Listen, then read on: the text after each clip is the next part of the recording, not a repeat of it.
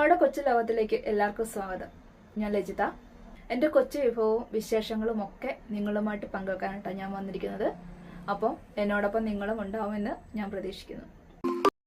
ഇന്ന് ബജ്ജിമുളക് വെച്ചിട്ട് വളരെ ടേസ്റ്റി ആയിട്ട് ഉണ്ടാക്കിയെടുക്കാൻ പറ്റുന്ന നല്ലൊരു പലഹാരത്തിൻ്റെ റെസിപ്പിയുമായിട്ടാണ് കേട്ടോ ഞാൻ വന്നിരിക്കുന്നത്. അതിന് വേണ്ടിയിട്ട് മുളകിൻ്റെ അകത്തുള്ള ആ നാരും അതുപോലെ തന്നെ അതിൻ്റെ അരിയൊക്കെ ഉണ്ടല്ലോ, അതൊക്കെ ഒന്ന് കളഞ്ഞ് വൃത്തിയാക്കിയെടുക്കണം. എൻ്റെ വീഡിയോസ് നിങ്ങൾക്കും ഇഷ്ടപ്പെടുകയാണെങ്കിൽ ലൈക്ക് ചെയ്യാനും ഷെയർ ചെയ്യാനും സബ്സ്ക്രൈബ് ചെയ്യാനും അതുപോലെ തന്നെ സപ്പോർട്ട് ചെയ്യാനും കൂടാതെ നിങ്ങളുടെ കമൻറ്റുകൾ കമൻറ്റ് ബോക്സിൽ രേഖപ്പെടുത്താനൊന്നും മറന്നു പോകരുത് കേട്ടോ. എല്ലാ മുളകും തന്നെ വൃത്തിയാക്കി എടുത്തിട്ടുണ്ട്. ഇനി നമുക്ക് അതിനകത്ത് ഫില്ലിങ് വെക്കാൻ വേണ്ടിയിട്ട് ഞാനിപ്പോൾ ഇവിടെ ഒരു 2 ഉരുളക്കിഴങ്ങ് പുഴുങ്ങിയത് ഉടച്ചെടുത്തിട്ടുണ്ട്. ഇനി അതിലേക്ക് സവാള ചെറുതായിട്ട് അരിഞ്ഞത്, ഒരു സവാളയാണ് എടുത്തിരിക്കുന്നത് കേട്ടോ, അത് ചെറുതായിട്ട് അരിഞ്ഞതും അതുപോലെ തന്നെ ഉള്ളിത്തണ്ട് അരിഞ്ഞതുമാണ് കേട്ടോ ചേർത്തിരിക്കുന്നത്. കൂടാതെ കറിവേപ്പില കുറച്ച് വേണമെങ്കിൽ മാത്രം മതി, അതും കൂടെ ഞാൻ ഇപ്പം ഇറുത്തിടുന്നുണ്ട്. ഇനി ഒരു നാരങ്ങയുടെ നീരാണ് ചേർക്കുന്നത്. അത് വേണമെങ്കിൽ നിങ്ങൾക്ക് ചേർത്താൽ മതി, വേണ്ടെങ്കിൽ കുഴപ്പമില്ല. ഇപ്പം ഞാൻ ആ ഫുള്ള് അങ്ങ് ചേർക്കുന്നുണ്ട് കേട്ടോ. ഇതിലേക്ക് പാകത്തിന് ഉപ്പും ഇട്ട് കൊടുത്ത് കൂടാതെ ഒരു 1/2 സ്പൂണോളം ഗരം മസാലയും കൂടെ ഇട്ട് കൊടുക്കുന്നുണ്ട്. അതും കൂടെ ഇട്ട് കൊടുത്തിട്ട് നല്ലവണ്ണം തന്നെ എല്ലാം ഒന്ന് ഇളക്കി യോജിപ്പിച്ചെടുക്കുകയാണ് കേട്ടോ. ഇനി നമുക്ക് ഈ മുളകിനകത്തേക്ക് ഇത് ഒന്ന് നിറച്ച് വെച്ച് കൊടുക്കാം.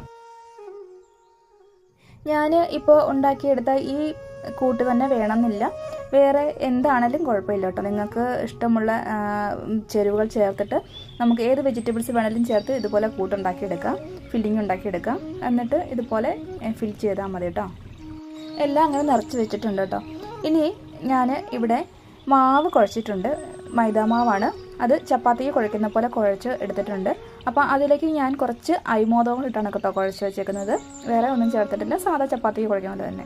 ഇനി ഇത് നല്ലവണ്ണം തന്നെ ഒന്ന് പരത്തിയെടുക്കുക. നീളത്തിലാണ് ഞാൻ പരത്തിയെടുത്തിരിക്കുന്നത്.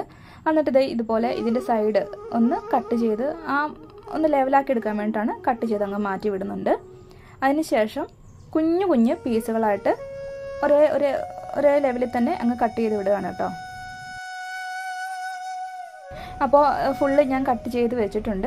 ഇനി ഇതിലേക്ക് ഓരോ ഇതിലേക്കും കുറച്ച് വെള്ളം തൊട്ട് കൊടുത്തിട്ട് നമ്മൾ ഈ മുളകിലേക്ക് ഇങ്ങനെ പതിപ്പിച്ചിട്ട് അങ്ങ് ചുറ്റി വിടുകയാണ്.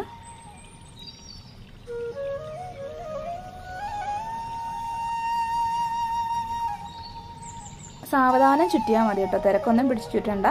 നമുക്ക് നല്ല രീതിയിൽ തന്നെ അത് ചുറ്റിയെടുക്കാൻ പറ്റും.